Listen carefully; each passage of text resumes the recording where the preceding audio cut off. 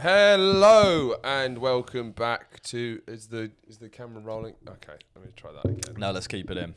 Hello and welcome back to another episode of Boys Gone Wild with Andrew Cohen, aka Messy Slut, Horatio Gould, aka Catty Dad, your favourite, your weird cousins. Your weird, uninvited cousins.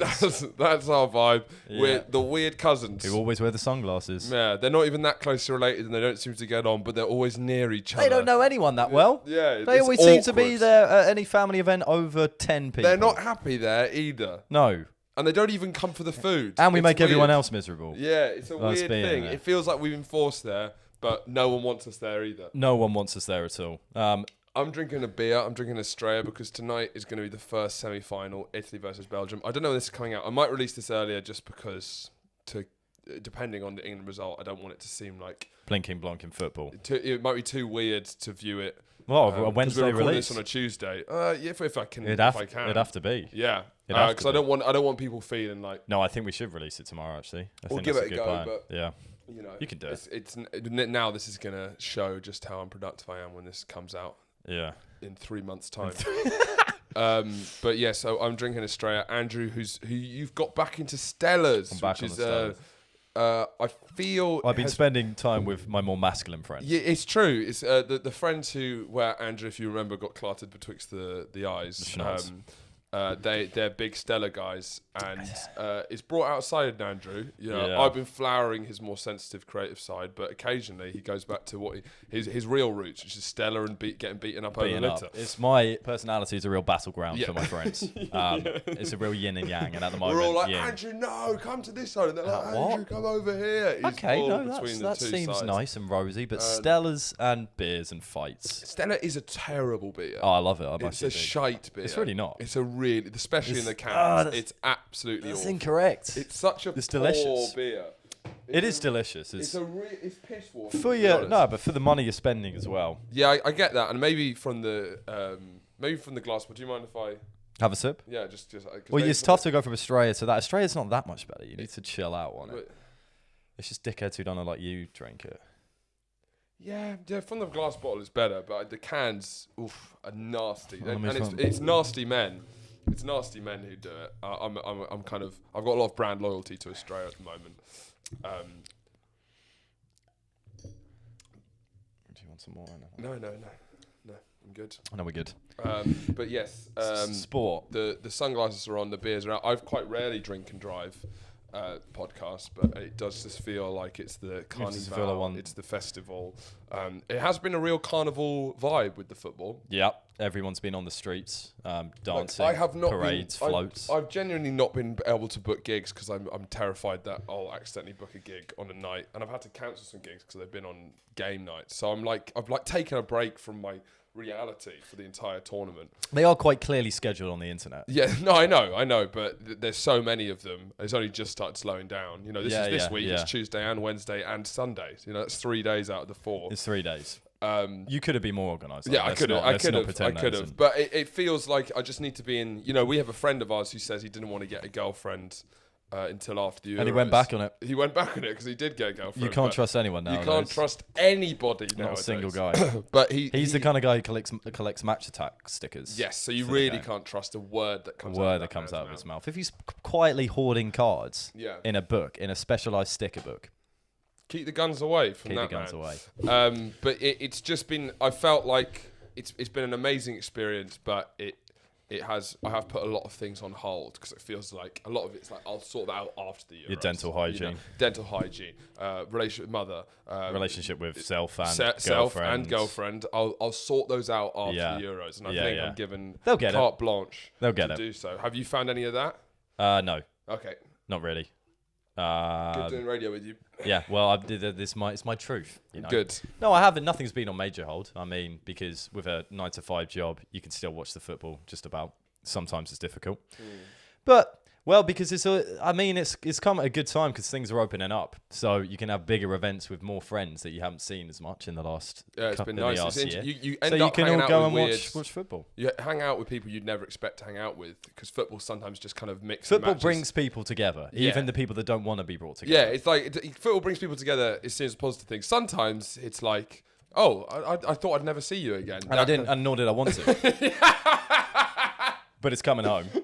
So I guess bygones be bygones. That's the dark side of football people don't talk about. When people say football brings you together, it's not always for the best, you know? And those people can do some terrible things together. Yes. It's not a unanimously blanket term for a good thing, bringing people together. However, it does bring people together. We can agree. What about on that. the Moors murderers? They were brought together at some point. Through football, probably. Through football. I believe it was the 84 Euros.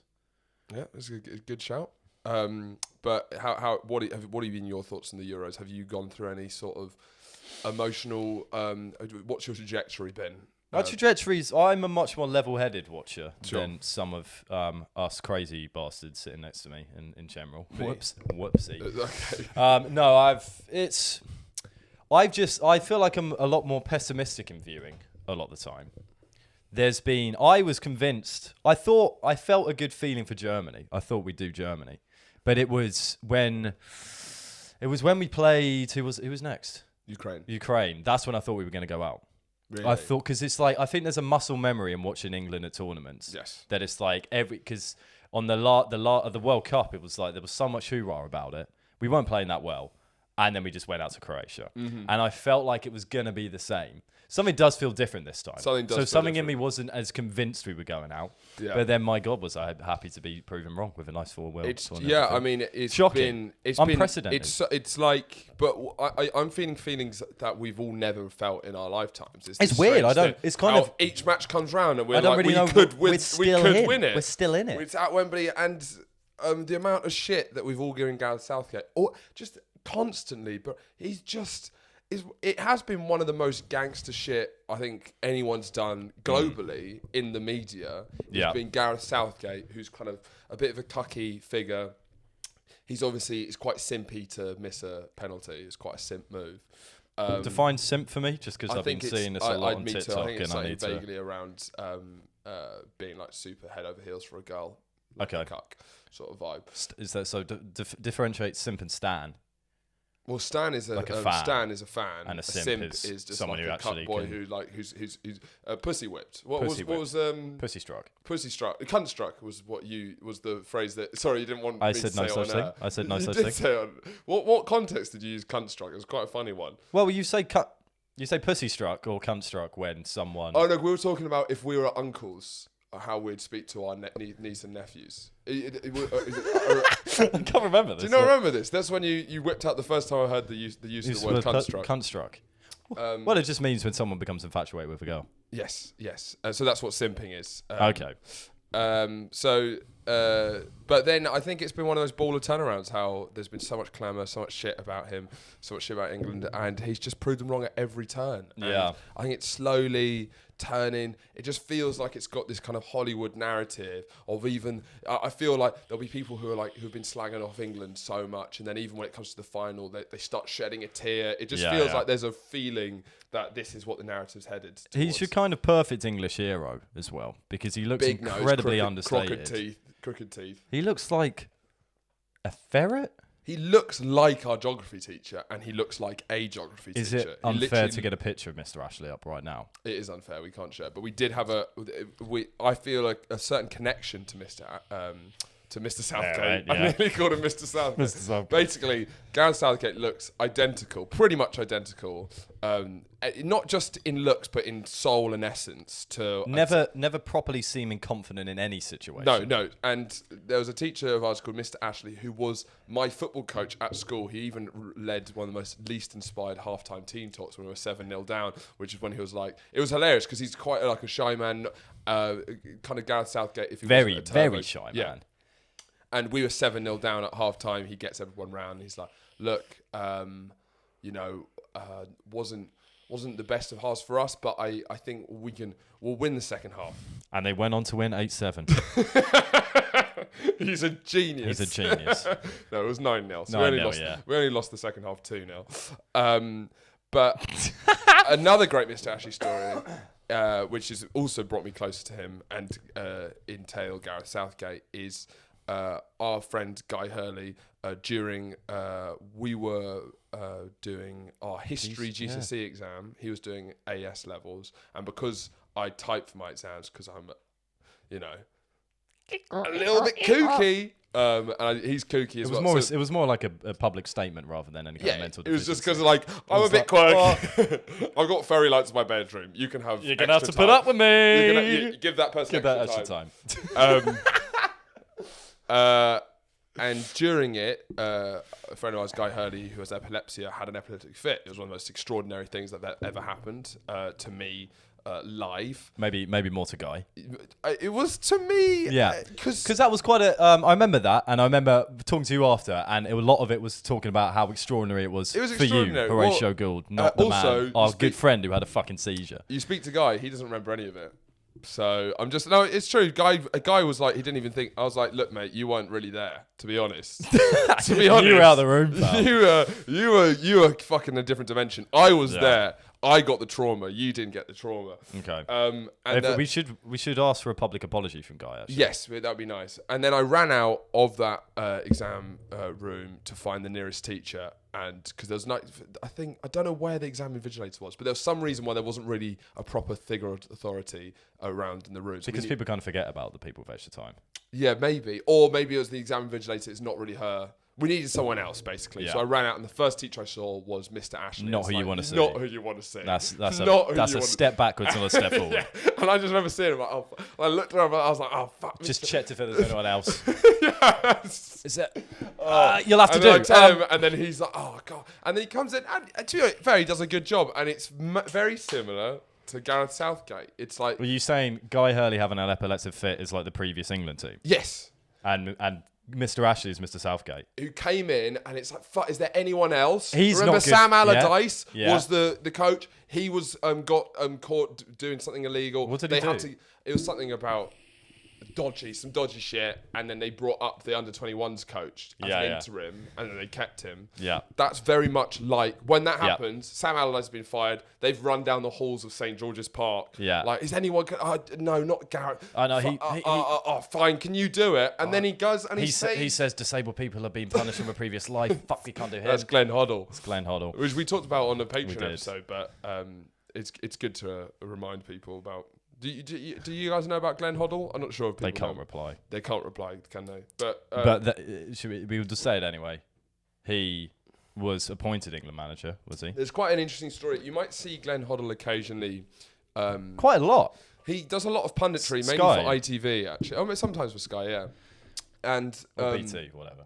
If you look back through the English football history, there's been a couple of moments with these kind of nearly teams, and Glenn Hoddle was seen by people in the game as actually one of the best English managers ever, and had it felt like we were going somewhere the most with the most kind of out there style of football that kind of flowed the best. And for a period, it seemed like he was undroppable as a manager.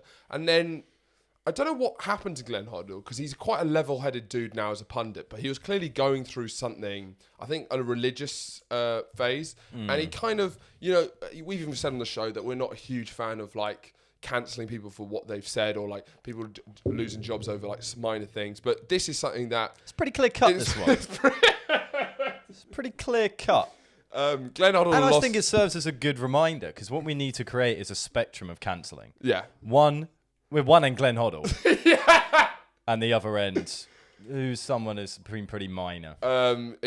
Maybe Kevin Hart at the Oscars. I don't know. Maybe Kevin Hart at the Oscars. Yeah. Maybe Kevin Hart at the Oscars. Maybe not at the very, very end, but further towards that. Glenn Hoddle is firmly at the cancel. Glenn Hoddle in an interview, which I don't think was about this issue. So can football. You be Glenn Hoddle. Okay. I'll be the interviewer. Okay. So how do you think the match went? Well, I think if you see disabled people. You've got to think to yourself, maybe they've committed crimes in another life, because otherwise, why would they be reincarnated as disabled people? Glenn Hoddle with some fierce words there. We'll be back after these messages. Glenn literally just flipped a switch and went full on mental. Oh, it's like if you're Glenn Hoddle's agent, if you're a fan, how do you defend that? That's you can't, because I think what we're saying that, Glenn. What we're getting at here for our, I think we should draw it on the wall at one point. This cancelling spectrum, because I think we can work it out. Because there are examples where you should be cancelled. Glenn Hoddle. Disabled people are punished from a previous life. No, you can't have the England job, Glenn. Glenn, you're not allowed the England job. I don't think you should be in TV, to be honest. That's fucking nuts. You can't do that. Because you can't. You can't be doing that, Glenn. It's not even like just a cancelling thing. It's also, I don't trust his football analysis anymore. Yeah.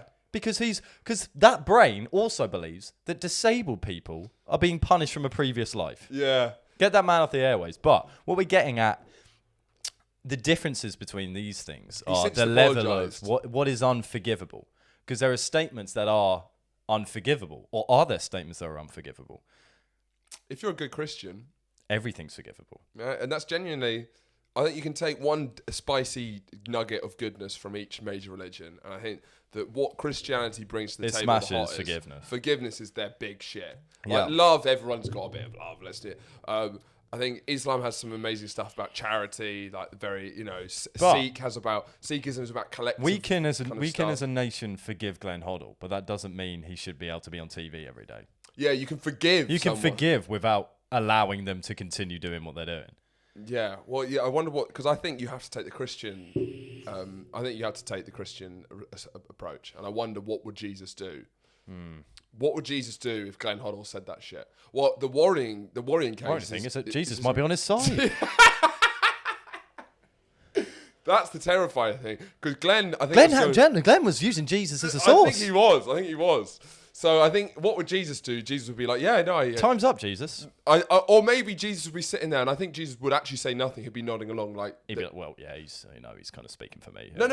I think he just acts like, this is just normal every day. Yeah. All right, Glenn, everyone knows this, but let's move on. Glenn, get to the football patch. Yeah. Come on, we know this. We all know this. And then just sees the battle like, oh, shit. Yeah, I don't know, man. But yeah, so Southgate, in our analogy of Guy Hurley, hi Guy, having a seizure, is the man who's come and revitalised him. Even though he wasn't the man people thought was to do the job. Who are we? Who am I in that scenario? You're no one. Why do you always have to try and be someone I feel I'm someone in that. You're the England management. You're the England like. You're the head of the FA. Yeah. For fuck's sake. Do we have to give that part out? Yeah, well, that was me when it was like chaos struck. And then I was like, who can we find? And then I was like, hang on a minute. Everyone stop panicking. And then Actually, now to come think of it, the true hero of the story. Yeah. Is that your point? Yeah, this is all well and good, but who am I? Well, Greg Dyche deserves a lot of respect for setting up St. George's Park and laying out, or maybe he got fired. I don't know. But anyway, football, I believe, is coming home. It's looking pretty good. However, we were having a conversation about this the other day, and we were having a conversation maybe when we were watching the F1, I think. It's been a lot of sport this weekend. A lot of sport. For a week, we've been in isolation. Mm-hmm. Forgot about that. Yeah. We've had to self-isolate due to being in contact with a COVIDer who got COVIDed. That message of the 7 days isolation. The ping. I quite enjoy the little timer that they do. It's like a little circle. It's like a Domino's delivery tracker, but going the opposite way. And it's imagine that your Domino's delivery. Yeah, and instead of like an hour to get your pizza, it's 6 days until you can leave the house. Yeah, it's kind of awful actually. It's kind of bad. Yeah. But they do it. It's a nice green like. It's on its way. It's on its way. We're nearly there. It really, because psychologists would have like put their opinion onto that, like the best way to keep people motivated in terms of a simple graph. It'd be similar science, wouldn't it? Yeah, absolutely. Yeah. So we've been in isolation for several days. We've done fine. I haven't done great, to be honest. Oh well, I've been ignoring everyone else. Yeah, I was surprised. I was surprised about how badly I took it mentally. I was doing all fine, and then I was like 2 days in. I was like, oh, fuck, I need to... And I wouldn't have left the house in those 2 days anyway. Yeah, it's more the implication. It's the implication. Suddenly, it gave me a massive bout of anxiety that I haven't managed to have of any of the isolations. Well, I had a lovely time. But Andrew had a great time. I had a great time. I needed a break, to be honest. It was good. No, it was quite good to reset. We were pretty wholesome. We was just like, we're just watching stuff outside. Watching Harry Potter. Play some poker. Yeah, and yeah. That was it. But I have watched... I think I've lost my mind a bit slightly because I've been watching tennis. Wimbledon's on. Yeah, you've watched like 9, 10, 12, 15 hours? Longer. Well, because it's... 20 hours. Double it. Well, I mean, like it's... Square it. 4,553. 2001. Quick maths. You can check it out on the calculator. Get your calculator behind me. Take your time. Won't keep up with me. Yep, I was right, wasn't I? Yeah. No. Well, it starts at 11 a.m. and it finishes frequently at like 8 a.m. and I've done it every single day, so it's longer than that. But you've got that as the perfect background thing. But working in Wimbledon is. Yeah, really? Yeah. Working at Wimbledon? Oh, shit, yeah. Oh, is it working Wimbledon day? Yeah. Oh, fuck, love it. Yeah. No, it's really good. How are you getting invested in the narratives of, like, you must know... Shitballs, yeah. You've never known more about tennis? No, I used to watch Wimbledon pretty religiously. Oh, really? But not not all day. Because not Glenn Hoddle religiously? Not Glenn Hoddle. Not punish from another life religiously. But, like, you know. Not fuck your entire career. No. No, not that much. But, no, I can... But I've been going to sleep and just, I can hear... There was one time when me and Adam spent, I think, about 8 hours one night playing FIFA because we were trying to get promoted in our career, our managerial career. And I went to bed and I honestly couldn't stop thinking about scenarios of FIFA in my head. So, like, it would come through and I'd be like, crossing. I'd be in bed going, like, cross the ball. Wait, physically or just mentally? Mentally. So I couldn't stop. You're not going like... Well, it's sort more... of jerky. I'm kind of adding to it. Sure. But so I just constantly run it through my head. And now I'm going to bed, all I can hear is 15. Vote! Vote! Second service. Yeah. Game Federer! Etc. So which is a lot. It must be... The bouncing balls must kind of represent the kind of hollowness of your mind a little bit. To be honest, I'm pretty pissed off I'm missing it. To do this. Exactly. It's a big game. But yeah. No, I do like Wimbledon. It's got a real culture of nice, of friendly fans. What's your biggest Wimbledon? My biggest Wimbledon is it has to be racism again. Fuck you! I can't stand it. That's my biggest. Sue Barker's biggest Wimbledon. Racism, sexism, institutional homophobia. Racism. And now John McEnroe's talking back to the umpire. I don't know. Not saying sorry when you do a ball toss and don't hit it. Do you have a Wimbledon's? Not saying sorry. When you do a ball toss. We can do gripes Wimbledon special. Wimbledon. Well, the loved segment gripes. So, well, what's my biggest Wimbledon don't from this tournament? Andrew ponders further because he needs some time to think about it. Andrew ponders even further. I would say the audience log off. The audience log off. Too far. Hit that dislike button. Smash that like button, guys. We need to keep reminding people to smash the like button. There's been and subscribe button. Like, what the fuck? We've been on 940 subs for about 3 years now. What the fuck? Can we get us to 1K? There must be some of you, and fair. Like, I get everyone says like, subscribe, and it's like for nothing. It's like, no, like, subscribe if you like it. If you're watching regularly, just put a sub. Anyway, there was nothing else to that. Can you do that as well? Because he says this to me every morning. I do. And like I can't do anything about it really. Just put. I suggested creating bots. Yeah, you have suggested that many times, but we'd have to be just to get us over just the line. Upkeep. Yeah, just the upkeep. 60 bots. Anyway, Wimbledon's. My biggest Wimbledon. There's. You don't have a big Wimbledon, do you? Well, no. There's a few things I'm trying to formulate into one because there's what I've noticed a lot more is. One, Wimbledon tennis is the funniest sport on the planet. Okay, that's a bold claim. I can get on board with and that. Here's that's why. 5 minutes. How often? Now, my answer may surprise you. How often do you hear raucous laughter go throughout a whole stadium? It's a very intimate watch. Sure. You don't get like joint fan, like a whole stadium erupts in laughter at football. No. You don't get that in rugby. No. You don't get it in cricket. Mm-mm. You don't get that in ice hockey. You don't get that in NFL. Field hockey? Field hockey? Heck no. Ultimate frisbee? Absolutely not. On centre court in Wimbledon or anywhere else, they can hear everything all the time. There's so much jokes. There's so much love. All the There's time. banter. There's good fun in there because, like, and then what's fun is the athletes play up to that. Like, you've got your jokers like Nick Kyrgios, what a hilarious man. He does do some good jokes though, and he plays up to that. So it's a very. Do you not like it because is it because it's the basic choice to find him funny? Yeah. Is it because he's the big star? Yeah. Is it because he's the sort of Russell Howard, Michael McIntyre figure? And you're like, yeah, okay, yeah, but have you're you checked out Chesney Kagovorov? Because that man has got some fucking humour. No, no, I know I like him, but he's a bit like because this is coupled, so I think it's the funniest sport in terms of actually it can be like a stand-up. It's not the show. funniest sport, as in no, it's so funny that not they're doing the play, no. not the physical play. No. Although when like you've got grunting going on, it's quite funny. It is quite funny, but there's not that a lot of sports are funny, and I think I think Ultimate I'd have to Frisbee, think of Ultimate course, Frisbee. Yeah, yes, but, yeah. No, I'm not talking about the actual play. I'm talking about the arena. It's the most comedy inducive. Sure. But part of that tennis players can be are like maybe the biggest dickheads around. Do you think? You've got some massive cunts in there. Okay. Like there's something because. It's tough because maybe it's football players because a lot of this is about the interaction with the match officials. I'm big on interactions with match officials. I'm gonna remind me to get onto this. Let's get onto it now. I'm gonna grill you. But yeah.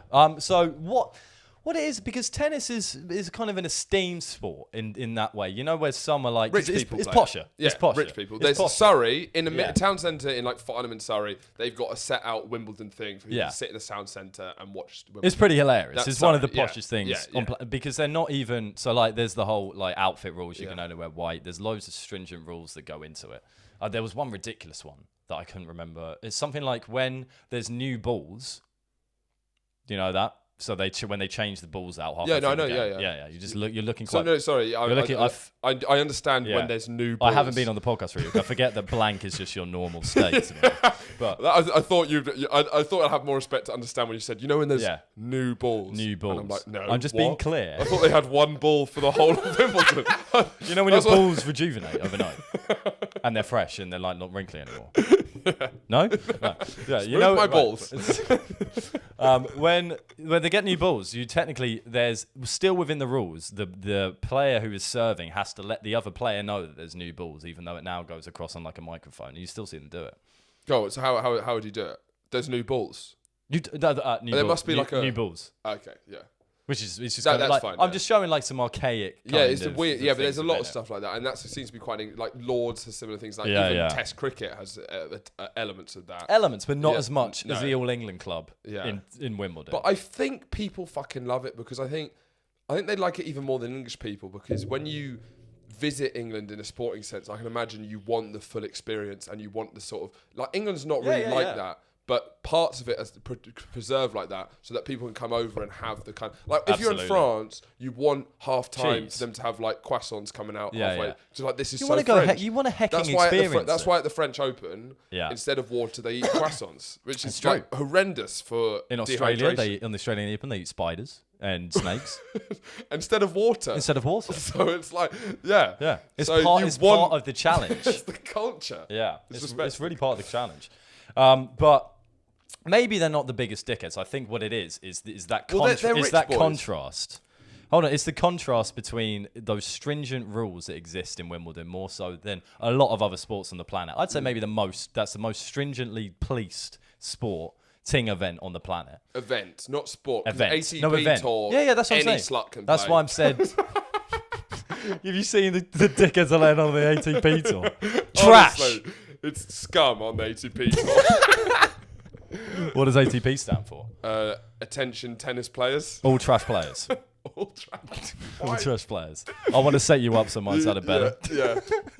So I think what it is the contrast between the rules of the event of just Wimbledon and then the kind of like competitive sportsmen coming in and kind of stretching it because then it seems like whoa, you're disrespecting the rules of Wimbledon when as you see like football players call referees cunts all the time, etc. Yeah, it's true, but there is also a class dynamic. So I want to bring in a new rule for football. I think is this what you wanted to grill me on? No, it's not. I'll get onto it in a second. When players play football, big opening. Sure, they have a good time. They have a good time, and I'm happy that they're having a good time. We have a good time too. We're all having a good fucking time. So why? So, what is a regularity in football? Is someone gets fouled. For people that aren't watching it, I've done inverted commas because fouled might not necessarily mean foul. Famously. So they perceive that they've been fouled. They fall on the floor, and what they do is they grab the ball before the referee has blown his whistle. Mm-hmm. That, my friend, is a handball. Yeah. And before the referee has blown his whistle, if someone grabs that, that's a fucking handball. And that is not policed enough because that is what the players are taking the officiating into their own hands. Yeah. And I, for one, will not stand for it. You get so angry about this. You and Adam cannot... So, me and Adam... a nightmare. So I have cultivated a rule and how to stop You understand this. what you're saying? So that when they get fouled, they grab the ball to stop the play. Yeah. Good. How dare they? Who do they're not God. Yeah. Are they? Are you God? Mm-hmm. Football players, are you? So you thought of a rule. I thought of a rule to stop this scourge of football. Yeah. It's ruining the game. It's ruining the game. More than the ESL, more than the racism, this. ESL is minute compared to this issue. I don't care if football goes to money. Just make it pure on the field of play. What we do, and I speak directly to who? Come on, you're on a roll. I speak directly. I can't FIFA, think of FIFA, one referee's Seb name. Blatter. No, he's fine. No, I'm not going for Seb. But I speak directly to Michael Howard Oliver. Webb. I speak He's directly. Exactly. I speak directly to Howard Webb here. What we do is if someone goes down, perceiving they've been fouled, and grab the ball, they are given a penalty. No, penalty's confusing. What they then have, they have a duty to have one of their goals in the future, in that tournament, cancelled. However, they have the choice of when that goal, which goal is cancelled. So I go down, I grab the ball. I'd never do it because I'm not a scum of the earth. But I grab the ball. Referee comes over and says, it's an orange card. They go, orange card. And then they all know what that means. And what that means is, in the future of your team's tournament, one of your goals will be disallowed. But you get the choice which one it is. No, the whole team. The whole team. One of your goals is disallowed. Who has the choice? The team who scored it. No. Is it an individual or is it? How do you come up with who decides it? The manager, the captain. The captain. The manager has zero input whatsoever. Yeah. Like tennis. Yeah. They're not allowed to coach. It's the captain. It's just the captain. Yeah. Okay, I think that's a great rule. Because then you have to tactically think. So, for example, England beat Ukraine 4-0. If someone did that great time to knock off one of your goals. Absolutely. But you've got to, if you scored 2 and you're like, I don't know if this is enough, you don't score any more, then we play Denmark, 90-minute winner. You're winning 1-0. You might want to get the orange card out the way. Exactly. And then suddenly you lose 2-1. Yeah. No, 1-0. It would get out the game. And it's another aspect of tactics. Yeah, it's true. What it does is it solves a rampant problem in football. Yeah. And it provides more entertainment. What more could you want? Yeah, because people can forget about the orange card, Well, they often do. No one remembers. No one remembers it. It doesn't exist. But this is something also. We've been watching a lot of sport, and I'm very big into football. Andrew, and quite a lot of sports, but mainly football. You're into a lot of sports, but less football. Yeah. You like rugby. Brighton. You like. Yeah, but you're not a football guy. No. It's not. You like golf. You watch the Masters, the US Open. You like Formula One. We both like Formula One. You like Wimbledon, tennis. Rugby. But rugby, even club rugby, which is fucking depressing. Bleak. It's bleak. Tom Doughty listens. Tom Doughty listens. Oh no! to this. If Tom Doughty, good on you, Tom. Tom Doughty has made his first start for Bath. We have two school friends. One is playing for England. One's playing for Bath. Tom Doughty and George Garton. Keep going, guys. And Miles Reed, Phoebe Oliver's boyfriend. He's just got an England call up. Yeah, he did go to our school, so I haven't met him yet. Fair so enough, I'm gonna hold off for the congratulations till I meet him. Yes. But Andrew, the funny thing about you is that you are, when it comes to sport, you're sort of like, the way you approach sport, you are a little bit like, you kind of like a rich old white dude. Absolutely. That's kind of your way of viewing sport. Like you're in your early 20s, but you have the way that you consume sport is like. I've told you not to disclose my age before because I want to play younger parts. You have this kind of quite funny thing where you're literally like rich 55-year-old white dude when you watch sport. You're obsessed with the sportsmanship. Okay, yeah. You're obsessed with you love golf. You love looking at the fucking grass. You love all of that sort of thing. The things you like about sport mainly that really get you going aren't the stuff that gets normal 22-year-olds going, which is just beer throwing. For you, it's like you watch the Masters and you're like, that was so graceful of him. How nicely put. You love a post-match interview where someone's respectful and you have these kind of things. And also the way that even with the grabbing the ball afterwards, that's something that my dad would say. That's something that. Well, that is the one thing me and Peter Gould could agree on. Yeah, you do have a very daddy sports vibe. I do. You're literally because you consume sport like a dad. You are and it's right. so early. It is. I will reach there. There's no way. When I'm 60, I will be like that. But it's so early to be like this already. Which is true. Now also I've watched sport with you and your dad, and it's just exactly the same. You're both calling everyone plonkers. Pillocks. Hey, Pillocks. What's he doing with that hair? Slice the ball, don't cut it. Not an Augusta. Don't spit at Augusta. It's a sacred place. Yeah. Well, no. So golf is different. You would say that about you. I bet you could say that if it was brought about tennis. Tennis is different. No. Well, cricket is just rugby is different. The Masters at Augusta is the most hallowed turf in sport. You can't. There's no fucking two ways about it. That's the end of the conversation there. You are incredibly right. I don't deny any of what you just said because because recently as well, because I've just been watching sport 24/7. I am a ginormous sport fan. Yeah. I kind of forgot about that when I went to uni because you don't really watch it. But I just love the whole aspect of it, I think. And it's part of the aspect is the importance of keeping up, I guess, because what it seems like in a white guys, because it's like the traditions of sport rather than, I've got time for Mavericks. Sure, I'm not saying I don't. But you have it in the way that dads do, which is like, it's nice to see someone like burst off the scene. I don't want someone coming and mixing it up. It's been perfect for centuries for a reason. And you have to have, and you have fucking respect for the game that you play. That's huge part thing of it. For you. Huge You've thing. got to have respect for the game. It's kind of why you don't like football that much, because the lack of traditions and rules that are kind of. It's not the lack of rules. You've got. Well, it's kind of like football's the most chaotic of the major sports. There's the least sort of. There's the most shit. The most shit I watch the most. Yeah, well, it's the most. But no, because rugby's. What do you mean? What do you mean shithousery? Do you mean on the field? Or? Well, I think because it's so global, because everyone comes from crazy. You have literally Brazilian players who come here who've literally born up on favelas. They're not going to be following. You're making this into a class issue, which it really isn't. It kind of is, though. It's not at all. It kind of is. How is it at all? No, I'm not saying that as a negative How is it thing. at all? I'm just saying that the reason why football's different, it is a class thing. Yeah, but you're comparing it to every other sport. At rugby, when there's this thing, it's because they all went to the same school and they've all, do you know what I mean? And they've all had no oppression going up. And that's why they're actually really polite to the referees. Yeah, but regardless of the reason why, it's something that should be attempted to achieve. Yes. No, I agree with that. I agree with that. Yeah, so we're in agreement. Yeah. No, because I agree, and that's because there's that's a separate conversation about like respect for the referees. But what it is, it warms my heart when you watch two, like either a team or individuals, two of the best collectives going head to head in the world. And then afterwards, they shake hands and talk well about each other and had a good interview. That's more important to you. It's not. It kind of is. Because I just love the game. You love the mutual respect more than... Like, you were nearly in tears with the Murray game when the guy who beat him was saying how he was like... We'd had a lot of beers at that point.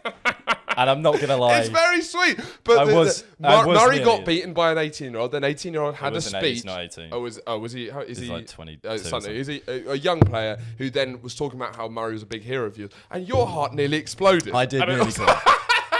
And I wasn't. I cried a bit. I was like. A little bit, because it was a great game, but like that was a hangover from watching just a great game sport. And Andy Murray put his heart on that pitch, and I fucking loved every minute of it. Like he's doing something no one else in tennis is doing, and you got to fucking admire the heart. He's a cyborg. Sport. He's the first cyborg tennis player. Because he's half robot, half human now. Because I'm bad at having allegiances. That's the thing. Yes. As well, the only thing I've got a great allegiance to is Brighton. That's and sportsmanship. Well, exactly. I have allegiance to Brighton and the overall concept of sport. That's literally fucking it. That's all I can muster up. Because I get fucking leery when I watch Brighton because it's my hometown. I love it. I actually feel something for Brighton. Yeah. But as you say, the rest is just I just love watching sport. Just love the game. You just like the respect. Yeah, but it was like what we were saying when we were talking about the Euros the other time. Of sport is a great way for countries, regions, individuals to get their aggression out in a non-violent manner. Yeah. So part of doing that in that non-violent manner is sportsmanship at the end because it makes you feel good about humanity.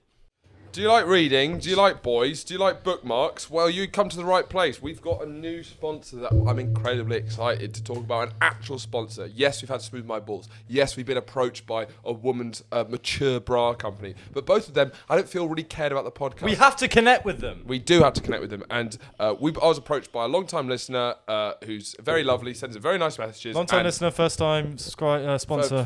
First-time sponsor. And she's offered to her new emerging business, trying to support business post-COVID, to be the sponsor for the podcast.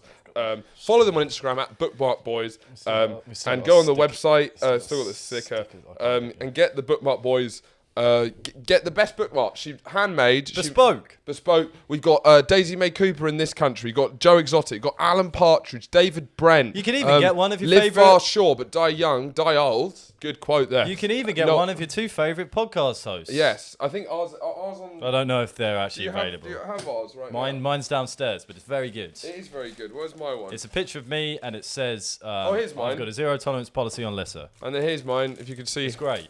See that? I would only be in a porno if it was called Horatio Gould calmly destroys dad ass with truth and logic. That's a very funny tweet. And now it's on a fucking bookmark. Yeah, I didn't actually say it was no word of a lie. Our friends came over and saw them on the table. Half of them are gone because they all loved it. They loved it so much. So we will have a promo code soonish, but in the meantime, go follow Bookmark Boys. Do you know the handle? We should probably have the handle. Bookmark Boys. Are you confident? At the Bookmark Boys. The Bookmark Boys. This is the official advert. Now back to the main app. I wonder what the boys are talking about. I wonder what we're talking about. Let's tune in. You have a little treat for us because we were discussing when we were watching one of the England games. I think a fairly interesting question, which I think it was the F1. That's what we got to. Yeah, we got to. Which I think is interesting. We're going to use this for the England football team, but I think this is just a general interesting question for sport, existential question for sport, anyway. And maybe more than sport. Maybe more than sport. Any success. We're thinking if people's names were ridiculous, or not their names, would they be where they are today? How much does a name mean? How much is a name worth? So, like, what Andrew's done is changed all of the names of the England football teams to a name that would arguably be a huge burden on you throughout your life. Yes. And I'm going to decide whether they could still make it as a professional footballer with this name, not being allowed to change it, through growing up, going through school, having to get signed by agents, having to be put on a poster, having to have your name on the back of your shirt. I will decide if it's too aggressive that they can't actually make it as a sportsman. Or if they've still got the underlying talent and dedication that they can get through that name. Okay. That's essentially it. Because what you need to think is like, what's this kid's childhood going to be like with that kind of name? Are they going to have, mostly it's about self-confidence and internal belief. Are they going to be able to make it through that? Yes. So there's a broad range in here because I want to, what is this theory? We spoke about it once. It's like name determinism. Nominal determinism. We're going to prove or disprove that here today. Okay. So there's I've done a nice mix of names. A lot of them are very poor puns. Them, but some of them, I've just changed it completely. Okay. Let's just see how we feel about it. So this is the entire England squad. Let's kick off with the first one, just so you can understand the concept. Okay, it's the most basic one of them all. So this is the entire England team. So it would be Jordan Pickford becomes Jordan Picks Noseford. Will he make it? Jordan Picks Noseford. We'll both have an answer. I think Jordan Picks Noseford. I think he might be able to pull it off because of Saxon names. The Saxon names, you can maybe pull them off. Pickford Noseford. It's a no from me. It's a no from you? It's a no from me. Okay, it's a yes from me. The bullying he would go through as a child. Yeah. I would think like, are you wearing the gloves to stop you picking your nose? Okay, no, sorry. He's got gloves on. He's got gloves on. He's not never going to make it. Jordan Picks Noseford is not making it. Right, let me just put a cross by it so we can put this into a graph later. So next we have Aaron Ramsdale. Okay, yeah. Aaron Ramsfail. No, sorry. That's actually it's too much of a negative when you're in a sporting thing. You can't be cool. Because every time he makes any mistake, back pages. Oh, it's Ramsfail. It writes itself. Yeah, Ramsfail. But if he does it, he's a goalkeeper. If he makes any sort of error, Ramsfail does it again. What we've also got to be thinking about is managers picking them and like scouts picking them. Yeah, Ramsfail. There's going to be a little niggle. No, there's going to be a little niggle in their head. Aaron's Ramsfail is not making. And I think sadly keepers have the worst of this thing because they're like it's a lot more that they need to be solid or something. True. And any kind of chink in their armour, i.e. Ramsfail or Pick Noseford, you're out. I agree, and that's an X. Yeah. Is it Sam Johnston? Okay. Ham Johnston. Thoughts? Ham Johnston. I think he can make it. Ham Johnston. Yep. What could he pretend it's short for? But that's his legal full name. Hamish. Boom. Yeah, he's him. I think Ham Johnston could make it. Check. I think Ham Johnston could be the England goalkeeper. Kyle Walker. Yeah. George Bush Jr. Could Kyle Walker make it as a right back in professional football if he was born as George Bush Jr.? I think so. Why? Because I don't think it'll be enough of an issue. I don't think it would be debilitating him being called George Bush Jr. Are you sure? Imagine I think what you need to do in all of these situations is imagine you're amazing at football, but you're growing up being called George Bush Jr.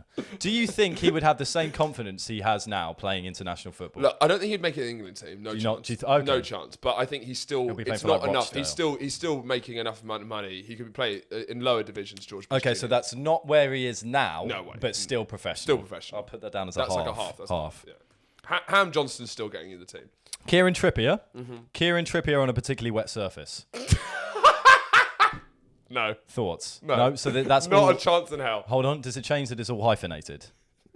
No. Makes it worse? Makes it worse. Kieran Trippier absolutely no. Because also, unfortunately, what I've realised going through this team is a lot of them have very easy like puns that do something like has a bad connotation for football. Yeah, it does. Like trip. Yeah. Pick nose, walk, Rams fail. We're just through the start of the defenders here as well. So that's a strong no. Yeah, Kieran trips, especially on a wet surface. Yeah. Is that the name? Kieran Trippier on a particularly wet surface. Yeah, there's no chance. No. That's no way chance. too long. You're not reading chance. that out. And also, you can't change the name. And the fact that he doesn't change the name is worrying as well. Yeah, true. Right, Luke Shaw, Luke Haw. No. Just a straight up no. I think it's a yes. Luke Haw. Yeah. Because you get people with weird... called Brian Knobhead. Yeah, and Danny Balls. They exist out there and you can still make it in football if you have one that is a bit of a stupid name. Like... Nicky Butt. Nicky Butt. Yeah, okay, maybe. Okay, I changed my mind. Luke will make it. Tyrone Minge. Now, this one's a bit... Because it's a bit more gross because Minge isn't a nice word for pussy. So I'm not sure whether... I think he'd... Actually, no, you're first. So I don't want to... Tyrone Minge. Tyrone Minge, you know what? If he was foreign, yes. Because he's English, no. Because Minge is like, there's lots of loss in translation. But because he's English... Yes. If he was like, I think because he's English, no. He'd get cheered out the stadium. You can't. Like he'd have his first professional game, and then the announcer would come on, coming off number 10, Danny Taylor, and coming on number 15, Tyrone Minge. No. The crowd would eat him up. Yeah. And he'd never be able to live it down. So even if he did make it to professional football, he'd be quickly booed out the stadium. So this is Connor Cody. Connor the Sweet Life of Zach and Cody. So that's his middle name, and it's hyphenated, The Sweet Life of Zachen. Connor the Sweet Life of Zach and Cody. Seeing as when he grew up, he's similar age to us, and it was on the TV, that's a big no. It's a big no. I think is a big yes. Do you think, what? I think it's a big yes because it's clearly a fucking joke. And all you think is your parents are hilarious. No, but it's his surname. No, it's his middle name. Oh, okay. Connor, middle name, The Sweet Life of Zach. Well, if it's a middle name, it's not going to come up that much. And when it does, it will just be a fun bit of trivia. It's not being announced on the thing. Sorry, it's his middle name. Okay, well then, yeah. Check. It's the only things that will really affect you are last names because they're going to be read out regularly throughout your career. Okay, interesting. I'll put that as I'll say no for surname, yes for middle name. Yes. Okay, good. Put in the Excel. Good data. This is a lot more neat. No, that doesn't really... Right, okay, if Ben Chilwell was Glenn Chilwell... He'd still make it. I think he wouldn't. Do you not think Glenn Chilwell? I don't think Glenn Chilwell would make it into being a professional footballer. Definitely won't make it to the Champions League final. No. He's not making Champions League final. Glenn as Glenn. Chilwell. No, Glenn's not. Glenn, no. No one called Glenn. But he's a Premier League player for like Southampton, I think. Yeah, that's a no for us. Reece Lames. That's fine because Lames isn't necessarily. It's not like Reece. I'm super lame. Yeah, it's Reece Lames, which is kind of like that's fine. That's completely fine. Okay, for Declan Rice, Clive Rice. You can't be a midfield general being called Clive. You can't. You can't be Clive in the middle. You can only be Clive's coming. It doesn't. Oh shit! You got to watch out for Clive. Clive. Don't worry, boys. Clive's got it. Yeah, no. Just a no from me. Yeah. Calvin Phillips, Marvin Phillips. Yeah, Marvin Phillips is cool. Yes, Marvin yes, it's cool, isn't it? Cool. Yeah. Marvin Phillips. It's a bit more. He'd probably be more adventurous than he is now. I agree. Mason Mount, Jason Cunt. Now, I think he's going to have problems getting on TV because you're not. he can kind of make it so far, but then as he starts to get more and more TV time, they're not allowed to voice him before the watershed. If he was German, I think it's the Jason that is actually what really delivers the cunt with a hammer blow. Yeah. Because Jason is such a Chad kind of like... Jason is such a cunt name anyway. Yeah. Being called Jason cunt. It really like sets up the cunt, and then you like smacks it's like it down. Jason Ball toss, cunt. serve. Yeah. I think it's probably a no if we're doing what's most likely to happen, gun to my head. But there's a chance that he's even better than he is now, because overcoming the name Jason cunt. If he I know what Mason Mount's like. He's quite a reserved figure. He's quite like conservative in the way he plays. If you're coming up, you can own Jason cunt. Yeah, you do right. If you're a maverick and you don't have any embarrassment about being called Jason cunt, you're like, cunt does it again. You pull up the shirt and you've got it written here, cunt's at it again. Cunt does it again. I'm after your cunt or whatever. Do you think he can be, because for me it would naturally shout defender, but do you think they could also be a midfield player? I think midfield's actually the one it would least be. Centre back, cunting it out. Absolutely. I think striker. Cunts! Jason cunt, because it's like you're so focused on... and it's just like quite a fuckboy kind of position as well. Okay. Right, this one No, it'd have to be the haircut as well. It'd be like short back and sides, like dyed blonde streaks. So you can't like have his haircut. Okay, so we're saying yes. To Jason cunt. Yes, if personality is flamboyant enough. Yes. If personality. Right, this one I've slightly changed the pronunciation of the name to make it work. But Bukayo Saka, Akio Horcrux.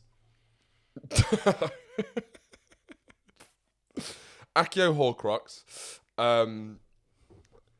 Once again, growing up in the midst of the Harry Potter generation, I think that's tough. It was around us. It's tough. It was near. It was in our ether. And that's not the middle name, like Sweet Life. No, that's his first name Akio, second name Horcrux. And he was born about the time. It'd be weird how specific it was and how... Yeah, it'd be too weird, I think. Do you think? Yeah, but then he'd sound like some mad foreign player, Akio Horcrux. Well, potentially, because the Horcrux could be the ball, and he's always whipping out magic in the ball towards him. I'm going to think it's yes. Magic Feet, nickname Magic Feet. Yeah. Hopefully, you want to change the name. I was lying then. I think there's absolutely no chance of someone called Akio Horcrux Do you not think? is ever going to make it in anywhere in the world. Because there's zero chance. Akio Horcrux. Again, hilarious parents. If your second name was Horcrux and you call your child Akio. That's no. And put it as a no. Jude Bellingham, nudes Bellingham. No? Yeah, that's a strong no. We can move on for that one pretty quickly. If Raheem Sterling was called Danny DeVito, do we think he can make it? No, sadly. I think... I think it would really undermine his great work for like anti-racism as well. I think him being called Danny DeVito would take away from his more serious social work as well. And going live now to Danny DeVito, who is a famous English footballer who is making some comments about child poverty. Over to you, Danny. That's Rashford. But. Yeah, well, you know, he can still do. He can still do it. He probably still cares about it. What does Raheem do? Raheem does. He was the first one to really speak up about racism in sport, and racist comments. And stuff. Fair play. Fair play. John No Stones. John No Stones. Yeah. Centre back. No. Yeah, you can't have that as a centre back. You can't have No Stones. Coming to the end, we'll do.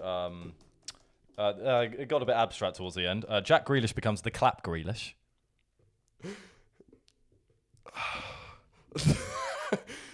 The problem is Jack Grealish is a wild card. There's Absolutely. something about him. There's recently serviced pictures of him with prostitutes. He has a brother with cerebral palsy. His a sister with cerebral palsy, I think, and one of his Crazy younger brothers wild card behaviour. Died. He's kind of there's struggle in his life, and there's so much swaz in the way he plays and the kind of persona he has and confidence. I think he might be able to he'll be able to pull off Jason Cunt, for example. Oh God, yeah, he is Jason Cunt. Come to think of it, he's absolutely Jason Cunt. But the Clap Grealish. The Clap is a lot. The Clap is a lot. The thing is, did you know the Clap was chlamydia? Is that like... I didn't know that. That's the thing, because I had to look it up. I didn't know that. I had to look it up. I think I'm not even 100% sure sitting here that that's right. Because people said the Clap's a funny thing to say, but I don't really know what but it it is. sounds worse than chlamydia. Yeah. So it's a no from me. Yeah, I think no, sadly. Even for Jackie Boy. Jordan Henderson, Jordan Benderson. Jordan Benderson. Yeah, no, because think of the schools you grew up in, especially like 20 years. Your dad's gay, and it's like your Benderson. Well, maybe we've grown up in a more tolerant generation. No, this generation, maybe. This generation, our generation. No. There's no way. Jordan Benderson. I'll say post. I think it's good that we can reach a place where maybe we can see some Bendersons on the pitch. Yeah, absolutely. And that's our game as a society. Because if you look at the names that are making there's very few like clear gay puns. Men, gay puns.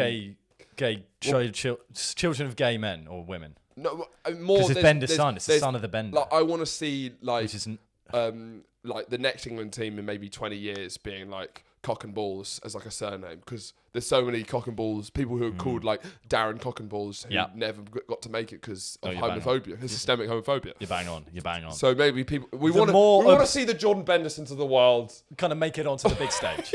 And what it is. Let's continue. So we're nearly there now. Phil, how does that work? No, yeah, okay. I'm just trying to bring in hold on. Phil Foden, Dill Pickle Foden. How do we feel about that? And I'd like to bring in Phil Mickelson, because this is the best pun I've ever done in my life. I think this is more a setup for you to bring up. Pretty much. Phil Mickelson, Phil Mickelson is one of the best golfers ever, who I dub as Dill Pickleson. Phil Mickelson becomes Dill Pickleson. It's pretty funny. It's pretty good. So you can answer for both Phil and Phil here. Dill Pickleson. Mick and Fo. Dill Pickleson, definitely not, because it's too perfect. It's too perfect. Dill Pickle Foden, even less so, because it's not even perfect, but it's just weird. It's like half there. What is it's his first name. Yeah. What's it? Dill Pickle Foden. So Dill Pickle. It's his first name. Is the first name? Yes. Hyphenated? Yes. Dill hyphen pickle. Dill hyphen pickle, both capital letters. Dill Pickle. Space Foden. No middle name.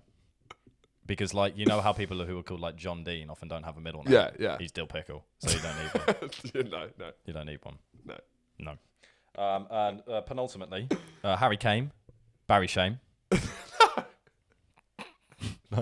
No chance. Barry Shame. Barry Shame. You can't be called Barry, because Barry Shame sounds like a sex offender. Absolutely. Barry Shame sounds like he... Because Barry's kind of a sex offender name but anyway. He doesn't seem like a Weinstein. He seems like a pathetic sort of like a school groundsman. He's a skulker. Barry Shame. Barry Shame. Yeah, who you get caught. He gets caught with child pornography on his laptop, and he works as like a groundskeeper for a school for 30 years, and a bit of a weirdo. Smells. I think the furthest he could get is League One.